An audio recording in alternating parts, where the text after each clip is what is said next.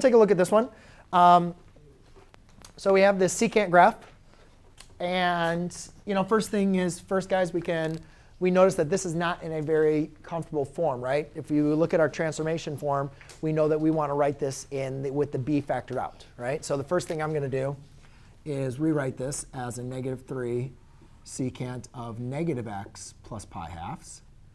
And now I see I have a b that needs to be factored out.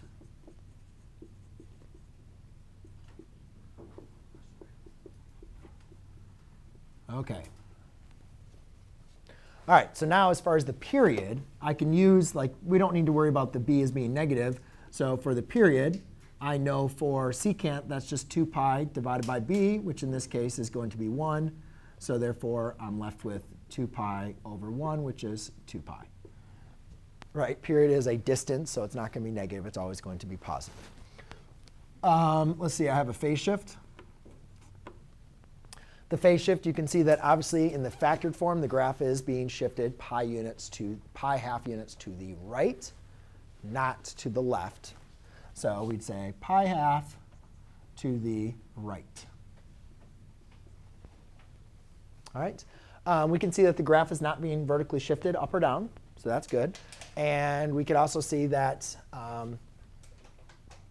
that there is, though, a vertical stretch of the graph, as well as a reflection about the x-axis. Now, did I show you guys on Desmos when we do the reflection how that doesn't affect the range? Did I show you guys that? Yeah, we did the negative. And you guys can see, if you have the cosine graph, if you reflected about the x-axis, your range is still -1 to 1, right? So this negative, even though that is a reflection, I'm going to have to represent that in my graph. It's not going to change the range, right? So let's just kind of do a rough sketch, though, of this graph. Let's just look at the initial period. So if I was just going to graph cosine, if I was going to graph cosine here, if it's being stretched by 3, so if I was going to write this as y equals -3 cosine of negative x minus pi halves. Now, typically, the initial period started at 0. That's from your notes last class period. But let's forget about the scale for a second. We know the graph is going to go up to 3 and down to 3. Rather than looking like this, we know the graph is reflected about the x-axis, right? So the graph actually would look like this. Yes? So that's a reflection. So therefore, I'm going to erase that. Now, if the initial period starts at 0, but the graph just got shifted pi halves to the right, then where would my new start be? If it starts at 0, right, the initial period is at 0, but it got shifted pi halves to the right, the new start would be at pi halves. So I'm just going to change my scale conveniently to match what I want. See how nice that is? It's just a rough sketch. And then if previously I ended at 2 pi, but now I got shifted pi halves to the right, then it's going to be 2 pi plus pi halves. And then if you wanted to figure that out, you could just rewrite this as 8 pi over 4. I'm sorry, plus pi halves, right? Yeah, so that'd be 4 pi over 2. Bless you. Plus pi halves. And that'd be 5 pi over 2. Again, you don't need to know this, you don't need to know the graphs, but I'm just showing this for the representation. And then we have these asymptotes. Now, again, we have a different scale, right? The asymptotes are not where they were because everything got shifted. But if we just want to sketch the graph, let's just kind of look at what the graph would look like.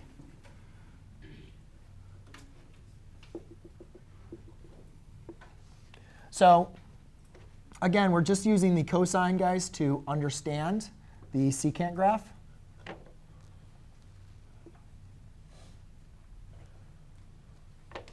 But hopefully you guys can see in this case, we can identify the range, right? The range is from -infinity all the way going up to -3, and then from 3 to infinity. You don't need to graph it to understand that, but I'm just using the graph as a visual understanding.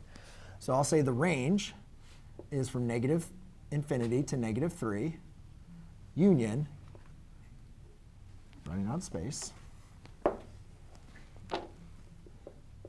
range, -infinity to -3, union, 3 to infinity. Now, yes.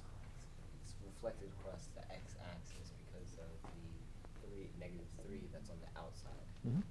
If it was inside, it would be reflected about the y-axis. Now, to understand the asymptotes, we can see that, again, like if my asymptote, let's just go back to the original initial period. If I have an asymptote at x equals pi halves, right? Here's my initial period of the graph. And I have an asymptote at pi halves. If this graph gets stretched or shifted up or down, that asymptote never moves, right? It just moves up and down. The only time my asymptote is going to move if I'm moving left or right or stretching or compressing the graph, which in our case happened. Oh, I'm sorry. We also have a reflection of the y-axis, right? So we got to write that in there. So reflect y-axis. So the only thing that's going to be affecting our asymptote is what's inside of the function. Everything outside of the function, as we looked on Desmos, doesn't affect the asymptote. Only stuff inside.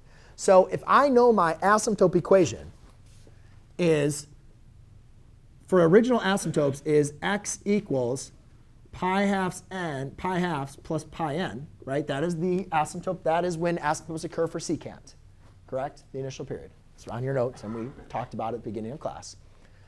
But that's for x. That's when there's no transformations. So now what I need to do is apply what my transformations would be. So you can see that my transformations, you could either use this form or that form. It doesn't matter. I'll just use my original form. All right, and now let's go ahead and solve for x. So I'll subtract pi halves. And I get negative x. Pi halves plus minus pi halves is 0, right? Equals pi n. And now I could divide by negative pi.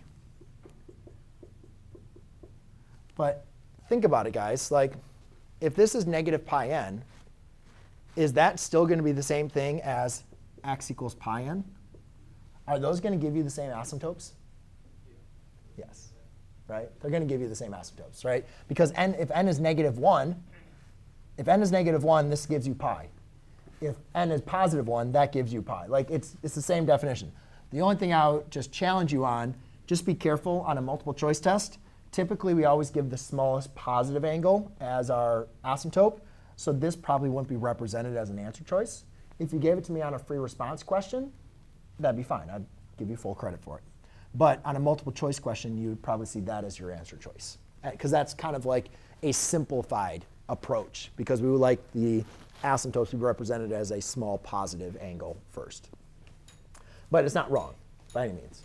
It just won't be considered fully simplified. And that's it.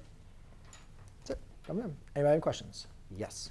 So what's the difference between the two answers? Oh, and I forgot. I'm sorry. One last thing, though, real quick. So therefore, we can write the domain as all real numbers such that x cannot equal pi n. All right, what two answers are you talking about? There is no difference between them. This is considered simplified. This is not. Pick any number because this is positive. And we like positives as an answer rather than the negative from there. I'm just saying if on a multiple choice test, you'd probably see this as your answer choice and that. It's not saying one of them is wrong. You wouldn't get both of them as an option to choose. It wouldn't be like this is option A, this is option B. I'm just saying, bro, they're both options. I'll give you another example of where it might make sense. But yes? Something to get rid of that negative or what? No, like, watch. Here's another